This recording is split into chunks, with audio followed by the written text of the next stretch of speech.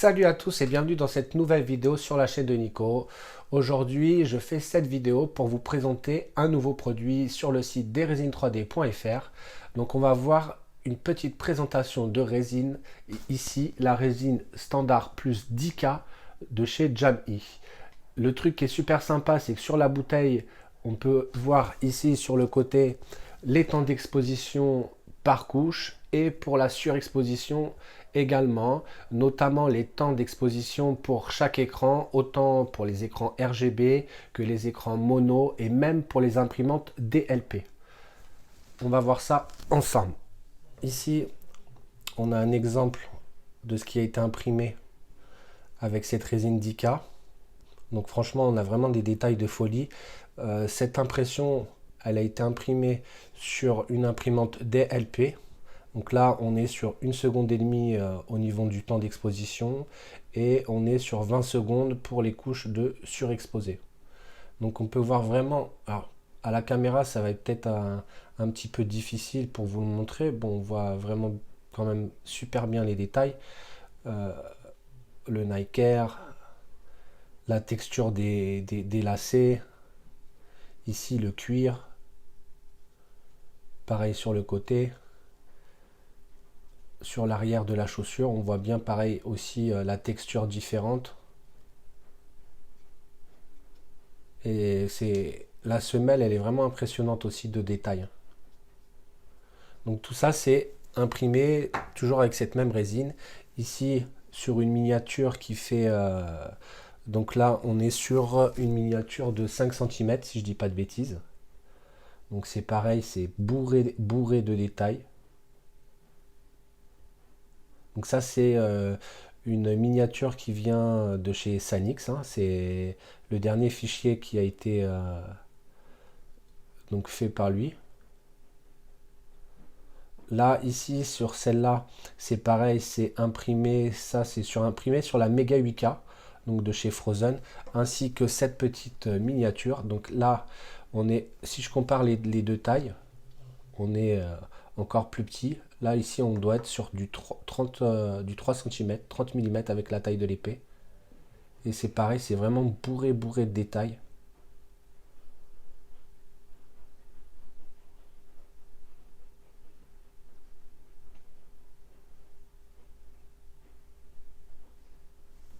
Et à la base, donc cette figurine a été aussi imprimée donc en plusieurs morceaux. Donc on va voir ça aussi. Donc ici, on est sur une partie de la jambe et on peut voir donc sur l'armure ici là, on voit vraiment même les plus petits détails au niveau des textures, sur les genouillères également.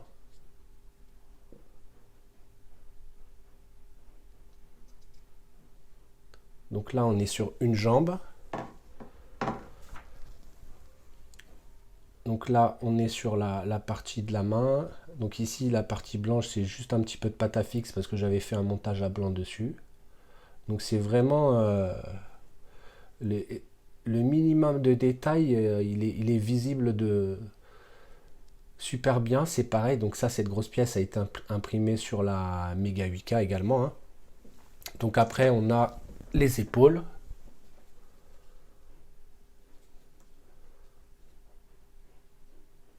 Donc on voit vraiment bien les détails. Voilà. La chaîne également. L'épaulière. Sur le dessus.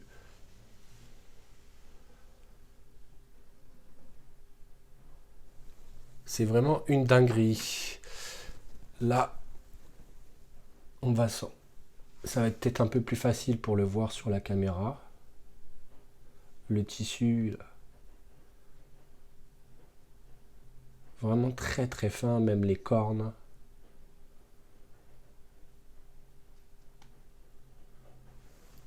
On a une autre pièce aussi où c'est bien visible sur le tissu. Ça va être facile de le voir à la caméra.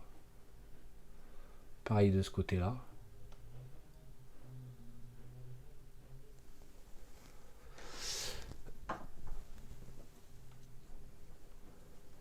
Là, c'est bien visible aussi. Pareil de ce côté-ci. Donc les parties blanches, là, c'est de la pâte à fixe. Voilà.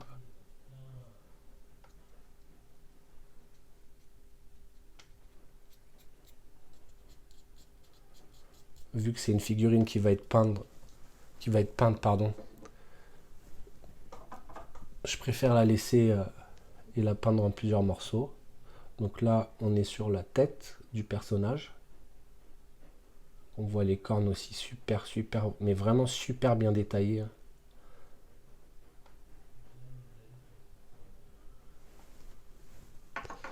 Et sur une grosse pièce, donc ça c'est une pièce qui va aller sur le dos de la figurine.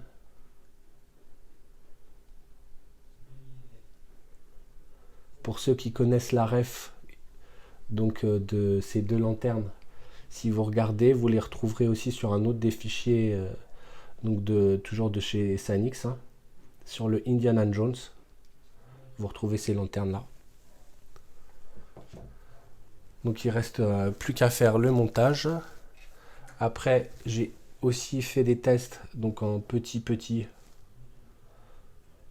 toujours sur les baskets, hein. Même taille. Et ça fonctionne parfaitement sur des toutes petites pièces. On est aussi bien sur des petites pièces que sur des grosses pour comparer la taille. Et j'ai même fait une taille intermédiaire.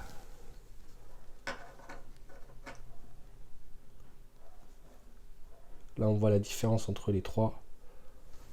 Et le niveau de détail, il est ahurissant. Alors, on se retrouve sur le site des résines 3D. Donc, on va aller sur la section des résines. La résine de la marque Jam-E. Et ici, on peut voir donc qu'on a notre résine standard plus 10K. Donc, en couleur gris à 34,90 € et en blanc. Et ici, on a également le choix pour ceux qui aiment imprimer avec de la résine lavable à l'eau. Également en 10K aussi avec du gris, du blanc et un gris foncé. En fait, il faut savoir qu'il y a deux gris. Il y a un gris clair et un gris plus foncé qu'ils appellent Nebula Gris. Donc on peut voir que la washable est légèrement un petit peu plus chère que la résine en standard plus. La résine standard plus, elle est à 34,90 € le kilo. Ici, on est à 39,90 € le kilo. À savoir que si je clique donc sur la bouteille standard plus, on a un pack donc de 5 kg à 149,50 €. Donc à 149,50 €, ce qui nous fait la bouteille à 29,90 €. Donc pour de la résine Kali en 10K comme ça, franchement on est carrément avec un prix super compétitif et avec une résine de qualité. Si vous faites de la figurine et que vous cherchez vraiment du détail, allez-y les yeux fermés. Alors voici le résultat final de l'impression qui a été faite avec la résine standard plus 10K. Alors pourquoi cette résine est appelée 10K? Tout simplement parce que elle permet en fait au modèle de rendre les macro détails encore plus visibles. Donc je vais essayer bien de vous montrer. C'est sûrement plus visible sans la peinture qu'avec la peinture, mais cette résine, elle a vraiment, elle rend les détails les plus fins, ça les accentue en fait.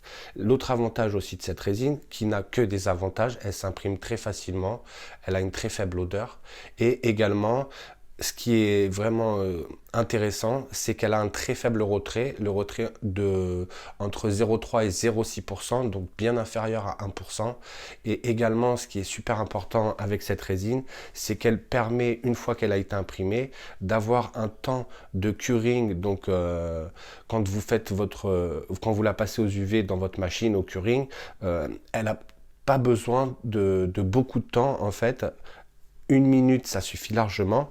Donc de ce fait, elle a encore moins de déformation que certaines résine. Du coup, les emboîtements, tout se passe nickel. 1 minute et vous êtes largement suffisant pour le curing.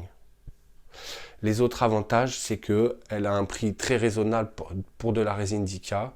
Ce qui est sympa aussi, c'est que vous pourrez retrouver, que ça soit sur la bouteille ou sur les boîtes, les temps indicatifs au niveau des temps d'impression, que ce soit pour les couches normales ou pour les couches surexposées. Donc surtout, vous pouvez retrouver tous les liens de cette résine donc dans la description de la vidéo. Je vous mettrai ça et je vous dis à très bientôt pour une prochaine vidéo. Ciao!